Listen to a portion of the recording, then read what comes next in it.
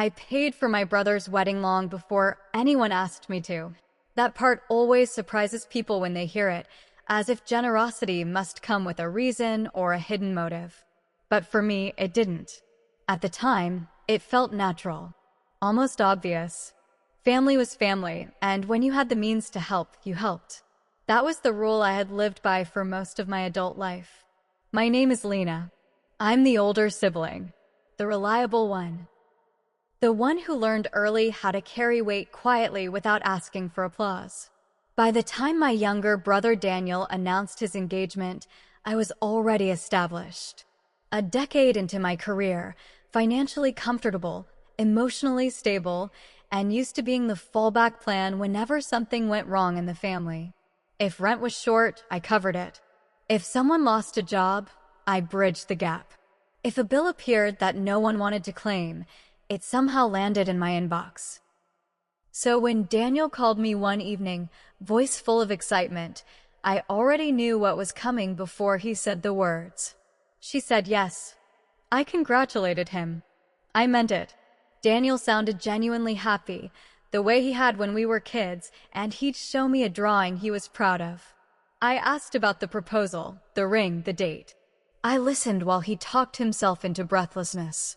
Then came the pause, the subtle shift in tone. We're starting to plan, he said carefully. And weddings are expensive. That was it. He didn't ask directly. He never did. He didn't have to. We both knew the roles we played. I can help, I said. We'll figure it out. The relief in his voice was instant, almost physical. I didn't yet know how much that sentence would cost me. The planning began quickly. Venues, catering, guest lists, flowers. I didn't involve myself emotionally. I transferred funds, approved invoices, answered occasional logistical questions. I was a background presence, intentionally invisible. This wasn't my wedding. I wasn't trying to control it. Daniel's fiancée, Claire, was polite with me, cordial, always smiling, always thanking me, but never quite warm. I told myself that was just her personality. Not everyone wears familiarity easily. At family dinners, she'd sit close to Daniel, her hand always resting on his arm, as if to remind the room who had priority now. I didn't resent that. It was normal. It was expected. What I did notice, though, was how conversations changed when I entered a room. Not abruptly, not dramatically, just a soft recalibration. Topics shifted. Jokes paused midair. Glances were exchanged that I wasn't meant to decode. I told myself I was overthinking it. I'd been working too much. Stress does strange things to perception. Still, there were moments. A dinner where seating was accidentally rearranged, so I ended up at the far end of the table. A group chat where wedding updates were discussed, and I was added hours later with a casual, "Oops, forgot to loop you in." A fitting appointment I found out about after it had already happened. Each thing on its own was harmless. Together, they formed a pattern I wasn't ready to name yet. About 3 weeks before the wedding, I received an email from the venue. Not unusual. I was listed as the primary contact for payments. What was unusual was the subject line. Updated event details. Date adjustment confirmed. I opened it expecting a minor time change. Maybe a rehearsal shift. Instead, I saw a new date. 1 full week earlier. I stared at the screen, reading it again slowly, as if the numbers might rearrange themselves out of embarrassment. The wedding had been moved. No one had told me. I checked my calendar instinctively. That week was already blocked. A long-standing international conference. Panels I was scheduled to lead. Commitments signed months ago. I couldn't attend on the new date. I felt something tighten in my chest, sharp and unfamiliar. I called Daniel immediately. He didn't answer. I texted, "Hey, just saw an email from the venue. Wedding date changed? Call me." No reply. I waited. 10 minutes. 20. An hour. Then Claire replied instead. "Oh yes, we had to adjust a few things. It worked better for most people this way." Most people. I typed carefully. I wasn't aware. I have a work commitment that week. I may not be able to attend. There was a pause before the dots appeared. Then her response came. We understand. These things happen. That was it. No apology. No explanation. No acknowledgement of what my presence might mean. Just, these things happen. That night, I sat alone at my kitchen table, the glow of my laptop reflecting off a bank statement I hadn't meant to open. The total amount I'd already paid was displayed clearly at the bottom. Just over $1 million. Venue deposits. Catering advances. Vendor retainers. Non-refundable, most of it. I didn't feel angry yet. I felt replaced, like a role that had been useful until it became inconvenient. I realized then that the date change wasn't logistical. It was intentional. And the reason wasn't my schedule. It was me. I didn't confront anyone that night. I didn't cancel payments or demand explanations. I simply closed my laptop, stood up, and looked around my apartment. The quiet, ordered life I had built without depending on anyone. For the first time, I asked myself a question I had avoided for years. When did helping my family turn into something they needed to manage around? And more importantly, what else had they decided without me? I didn't confront them right away. That's something people misunderstand about moments like these. They expect explosions, accusations, raised voices, and dramatic exits. But real betrayal doesn't arrive with noise. It arrives quietly, disguised as practicality, wrapped in polite language. For 2 days, I said nothing. I reread the venue email. I replayed Claire's message in my head. It worked better for most people. I waited for Daniel to call. He didn't. On the 3rd day, my mother called instead. Her voice was light. Careful. Too careful. So, she said, "We heard you might not be able to make it to the wedding now." I closed my eyes. "You heard?" I asked. "Or you were told?" A pause. Not long, but long enough. "Well," she said, "Claire mentioned there were some scheduling conflicts." Scheduling conflicts. I leaned back in my chair, staring at the ceiling. Did she mention why the date was changed without telling me? Another pause. Longer this time. "Lena," my mother said gently, "you know weddings are stressful. Everyone's trying to balance different needs." Different needs. "Mine wasn't considered at all," I said. She sighed. "They assumed you'd understand." There it was. Assumed. Not asked. Not included. Assumed. The call ended shortly after. No resolution. No apology. Just the soft implication that my absence would be unfortunate, but manageable. That was when I realized something important. They weren't worried about hurting me. They were worried about inconvenience.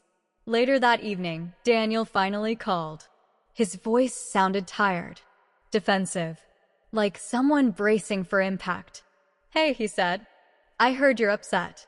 I didn't raise my voice. I didn't accuse. I asked one question. "Why didn't you tell me?" Silence. Then, carefully, Claire thought it might be awkward.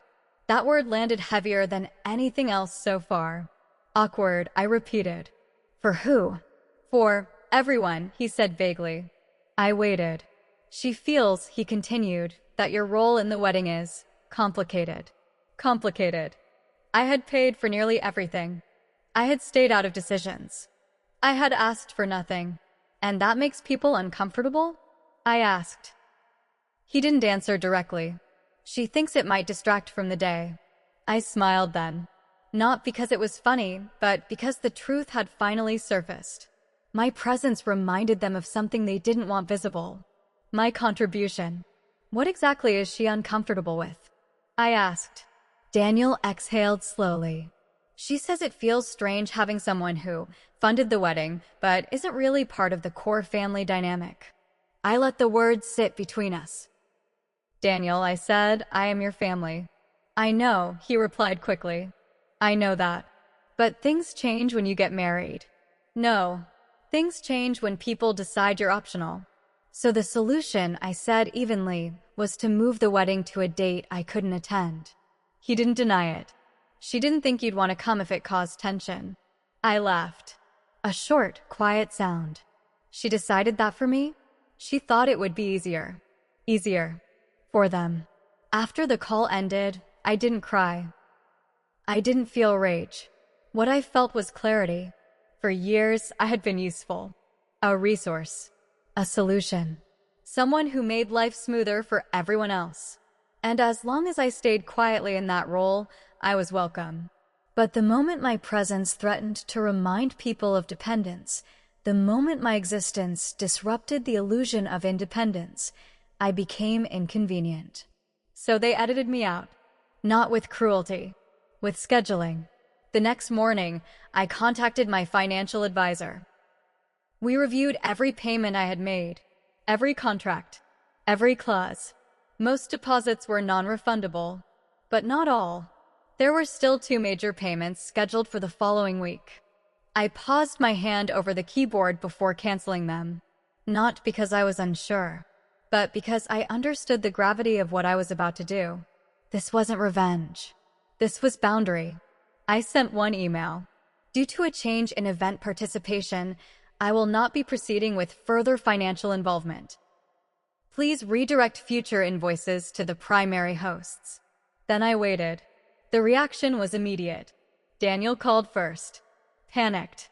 What did you do? He asked. I stepped back, I replied. You can't just. We're counting on that money. You shouldn't have, I said calmly. Claire texted next. This is extremely hurtful and unfair. I didn't reply. My father called. Lena, this is causing problems. I didn't create the problem, I said. I just stopped absorbing it. My mother cried. After everything we've done for you. I interrupted her gently.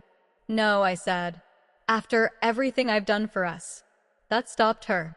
For the first time in my life, I didn't explain myself further. I didn't justify. I didn't soften the truth. I simply let the silence remain. And in that silence, something shifted. Because when you stop being useful, people finally show you how they see you. The wedding day arrived quietly for me. No dress hanging in my closet. No flight booked. No calendar reminder. Just another Saturday morning. I woke up early out of habit, made coffee, and sat by the window watching the city come alive. Somewhere, a few hundred miles away, my brother was getting married. Somewhere, my family was dressing up, taking photos, pretending everything was exactly as it should be. And I wasn't invited to see it. For the first time since all of this started, I felt something unexpected. Relief. My phone stayed silent for most of the morning. That told me everything. They were busy. Busy fixing problems. Busy covering gaps. Busy realizing that removing one person from a structure doesn't leave the structure unchanged. It exposes how much weight that person was carrying. Around noon, my phone buzzed. Daniel. I didn't answer. It rang again. Then again. I let it go to voicemail. His message was short. Tight. Lena, please call me. Things aren't going as planned. I didn't call back. I found out later what not going as planned really meant. The venue had issues. Without the remaining payment, certain spaces were unavailable. The florist delivered fewer arrangements than expected. The band shortened their set. The photographer stayed for fewer hours. Nothing catastrophic, just diminished. The kind of quiet downgrade that people notice but don't talk about out loud. Claire noticed. She noticed when the ceremony felt smaller than she imagined. When the reception felt less impressive than the photos she'd saved for inspiration. When people asked questions she didn't want to answer. Questions like, "Didn't Lena help with all this? I thought your sister was coming. She's not here." Each question was a reminder. Not of money, of absence. I learned later that Claire was furious. Not at the situation. At me. She told people I'd overreacted. That I'd made it about myself. That I'd used money to control people. It would have hurt once. But by then, I understood something important. When people lose access to you, they rewrite the story to protect themselves. That evening, my father called. His voice sounded older than it had ever sounded before. "Your brother's disappointed," he said. "I'm sure," I replied. "He says you embarrassed him." I took a breath. By not attending an event I was quietly excluded from? Silence. Then, softer, "He didn't think you'd take it this far." That sentence stayed with me. He didn't think I'd stop. He didn't think I'd choose myself over their comfort. And that, more than anything, explained the entire situation. A week later, Daniel showed up at my door, unannounced. He looked different. Tired. Thinner. Less certain. "I just want to talk," he said. I stepped aside and let him in. We sat at my kitchen table, the same table where I'd once helped him draft emails, review contracts, plan a future he no longer included me in. "I didn't expect this to blow up," he said. "That's the problem," I replied. "You didn't expect me to respond at all." He looked down. Claire felt threatened. "By what?" I asked. "My presence? Or the truth?" He didn't answer. "She said," he continued, "that you made her feel small."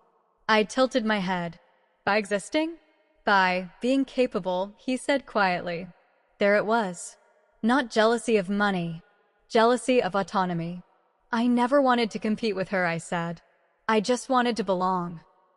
Daniel swallowed. "I know." "No," I corrected. "You know now. You didn't know when it mattered." He nodded. "I should have protected you," he said. I shook my head. "You should have respected me. There's a difference." When he left, something settled inside me. Not closure. Clarity. I finally understood my role in the family and why it had ended the moment I stopped playing it quietly. I wasn't valued as a sister. I was valued as support.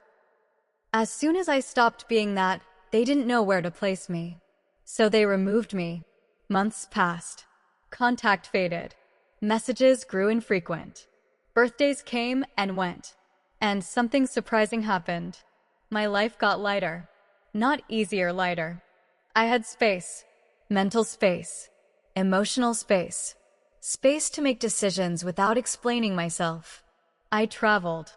I slept better. I stopped bracing myself for requests disguised as conversations. One evening, long after the wedding had become just another story people told differently depending on who was listening, my mother sent me a message. It wasn't an apology. It wasn't an accusation. It was a question. "Do you think we could have handled things better?" I stared at the screen for a long time. Then I typed back, "Yes, but handling it better would have required seeing me clearly." She didn't reply, and that was answer enough. I wasn't uninvited because I made anyone uncomfortable. I was uninvited because my presence reminded them of a truth they didn't want acknowledged. That I had power. That I had agency. That I had value beyond what I gave. And once I stopped funding the illusion collapsed. Quietly. I paid for my brother's wedding. He uninvited me because his fiancée felt uncomfortable. But what she really felt, what they all felt, was exposed. And I walked away with something far more valuable than an invitation. My dignity. My boundaries. And a life where I no longer need permission to belong.